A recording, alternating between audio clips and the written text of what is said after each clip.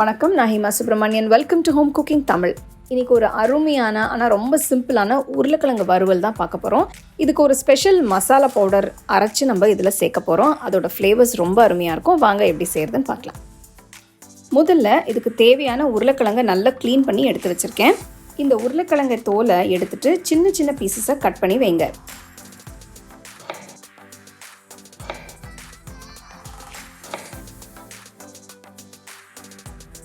நறுக்கின உருளைக்கிழங்கை தண்ணியில் போட்டு வச்சிங்கன்னா கலர் மாறாமல் இருக்கும். அடுத்து இதுக்கு தேவையான மசாலா பொடியை ரெடி பண்ணிக்கலாம்.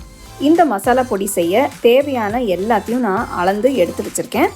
இப்போ ஒரு மிக்சர் ஜாரில் 2 டேபிள் ஸ்பூன் தனியா, 1 டேபிள் ஸ்பூன் சீரகம், 6 பல்லு பூண்டு சேர்த்து முதல்ல அரைச்சிக்கலாம்.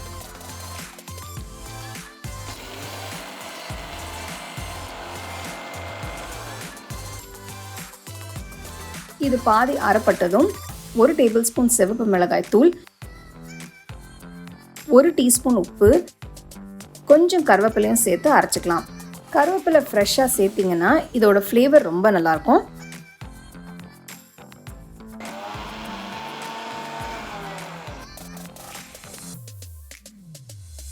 உருளைக்கிழங்கு ஃப்ரைக்கு தேவையான மசாலா தயாராகிடுச்சு. ஒரு பவுலில் மாற்றி வச்சிடலாம்.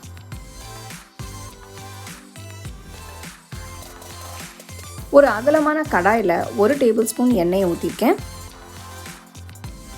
எண்ணெய் சூடானதும் 1 டேபிள் ஸ்பூன் கடலைப்பருப்பு, 1 டீஸ்பூன் உளுத்தம்பருப்பு, 1/2 டீஸ்பூன் கடுகு, 1/2 டீஸ்பூன் சீரகம் சேர்த்து நல்லா வதக்கலாம். கடுகு பொரிய ஆரம்பித்ததும் 3 சிவப்பு மிளகாய், கொஞ்சம் கருவேப்பிலையும் சேர்த்து வறுத்துக்கலாம்.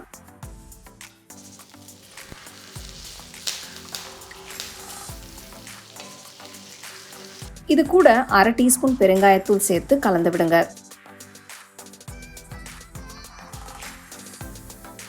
இப்போ கட் பண்ணி வச்ச உருளைக்கிழங்கை சேர்த்து வதக்குங்க. பாருங்க, கட் பண்ண உடனே தண்ணியில் போட்டதால கலர் மாறாம அப்படியே இருக்கு.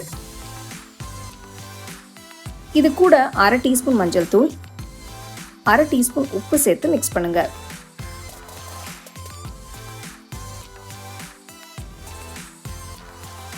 இப்போ உருளைக்கிழங்கு வறுக்கிறதுக்காக நான் கொஞ்சம் தண்ணி சேர்க்குறேன்.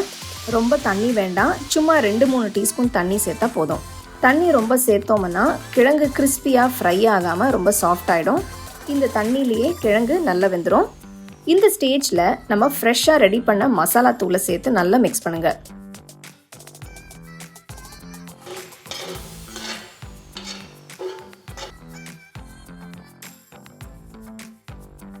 ஸ்டோவை லோ ஃப்ளேம்லேயே வச்சு ஒரு மூடி போட்டு மூடி வச்சு 10 நிமிஷம் வேக விடுங்க. 10 நிமிஷம் ஆயிடுச்சு. இப்போ எப்படி வெந்திருக்குன்னு பார்க்கலாம்.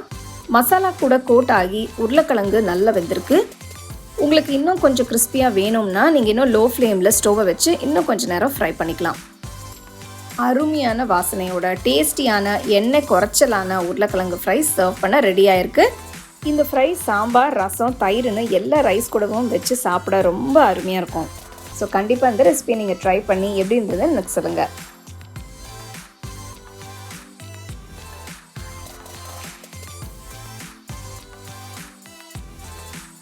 The second edition of our home cooking book is now available on our website 21frames.in. I'll give you the link in the description. You can go and check it out. The book is currently available only in India for now. So you can place your orders on 21frames.in.